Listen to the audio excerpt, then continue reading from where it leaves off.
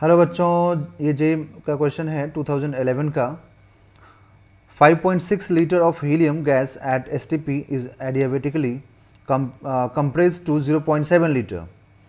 Taking the initial temperature to be T1, the work done in the process is। Work done बच्चों आपसे पूछ रहा है, but process कैसा है? एडियाबेटिक है। तो एडियाबेटिक में बच्चों देखिए, इसमें जो Q होगा ये ज़ीरो होगा, मतलब चेंज इन जो हीट होता है वो ज़ीरो होता है। दैट मीन्स कि Q is equal to work done plus delta U, है ना। इसमें ये ज़ीरो होगा तो work done is equal to negative of delta U. ठीक है, तो हम लोग क्या लिखेंगे? N C V delta T. मतलब अगर हम लोग ये N C V delta T calculate कर दें तो हम लोग को वर्क डन मालूम हो जाएगा, और यही आपसे पूछा जा रहा है। ठीक है, इनिशियल वॉल्यूम दिया हुआ, कंप्रेस करके जो फाइनल वॉल्यूम है वो भी आपको दिया हुआ है। ठीक, तो ये एडियाबेटिक प्रोसेस है। अब इसमें हमें क्या चाहिए? तो देखिए, इसमें हमें नंबर ऑफ मोल्स की रिक्वायरमेंट है। CV का फॉर्मूला होता है बच्चों R upon gamma minus one. ठीक है, डेल्टा टी मतलब हो गया final temperature minus initial temperature. Negative sign है तो आप इसको मल्टीप्लाई कर दीजिए। तो नेगेटिव साइन मल्टीप्लाई करते ही देखिए यहाँ से आपको मिलेगा initial temperature minus final temperature. अब इसमें जो भी रिक्वायरमेंट है वो आपको पुट करना पड़ेगा। जैसे R के टर्म में आंसर है एंड इनिशियल टेम्परेचर T1 के टर्म में आंसर है। ठीक है, आपको गामा निकालना पड़ेगा। गामा यहाँ पर हीलियम है तो ये गामा आपको यहाँ से मालूम हो जाएगा। ठीक है, क्योंकि मोनोटोमिक है। बट आपको इनिशियल टेम्परेचर मालूम है, फाइनल टेम्परेचर नहीं मालूम है, तो फाइनल टेम्परेचर भी आपको निकालना पड़ेगा और नंबर ऑफ मोल्स भी निकालना पड़ेगा। तो देखिए, हम लोग यहाँ पे नंबर ऑफ मोल्स निकालें तो नंबर ऑफ मोल्स निकालने के लिए एट STP, है ना, एट STP 22.4 लीटर का वॉल्यूम होता है। तो नंबर ऑफ मोल्स निकालने के लिए आपको जो वॉल्यूम है ना, ये वॉल्यूम आपको दिया हुआ है।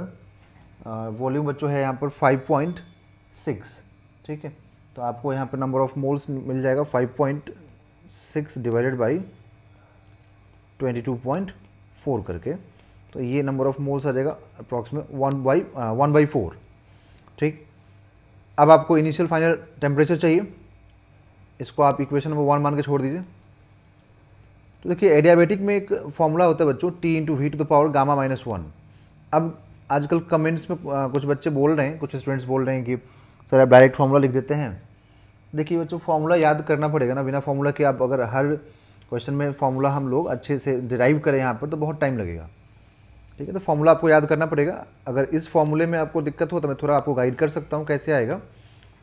P into V to the power gamma होता है इज इक्वल टू कॉन्स्टेंट होता है।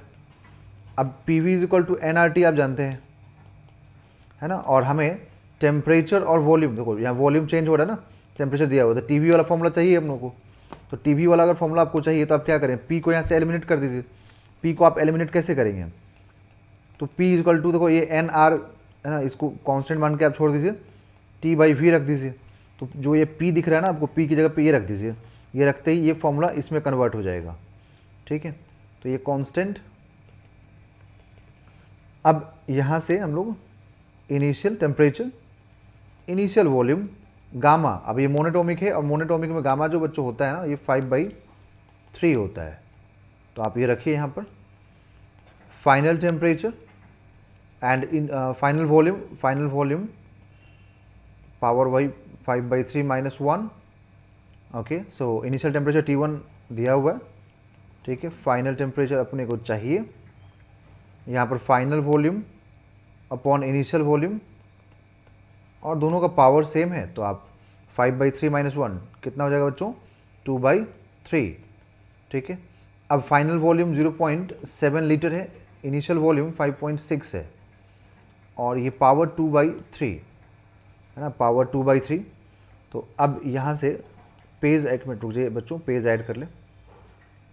तो अब यहाँ से देखिए, ये इनिशियल T1 फाइनल TF, ये 8 से कैंसिल होगा तो 1/8 टू द पावर 1/3 कर दीजिए। 2/3 है ना, उसको मैं पूरा ब्रेक कर दे रहा हूँ। तो देखिए, ये 1/8 को आप 1/2 to the power 3 upon 1/3 to the whole power 2। तो यहाँ से 1/2 टू द होल पावर 2 निकलेगा, दैट इज़ 1/4। तो देखिए यहाँ जो फाइनल टेम्परेचर आएगा वो 4 टाइम्स ऑफ इनिशियल टेम्परेचर होगा, मतलब T1 का 4 टाइम्स। तो आपको नंबर ऑफ मोल्स मालूम हो गया, फाइनल टेम्परेचर मालूम हो गया, ठीक है। तो अब आप यहाँ पर सारी चीज़ें पुट कीजिए। तो वर्क डन वाला जब फॉर्मूले में रखेंगे तो work done is equal to n 1/4 है, r का वैल्यू रखने की ज़रूरत नहीं है, r के टर्म में आंसर है, गामा 5/3 -1 यहाँ रख दीजिए, और इनिशियल टेम्परेचर T1 है, फाइनल टेम्परेचर 4T1 है। तो आप इसको पुट कीजिए। अब देखिए 1/4 और ये 2/3 होगा आफ्टर टेकिंग एलसीएम, ये -3T1 हो जाएगा,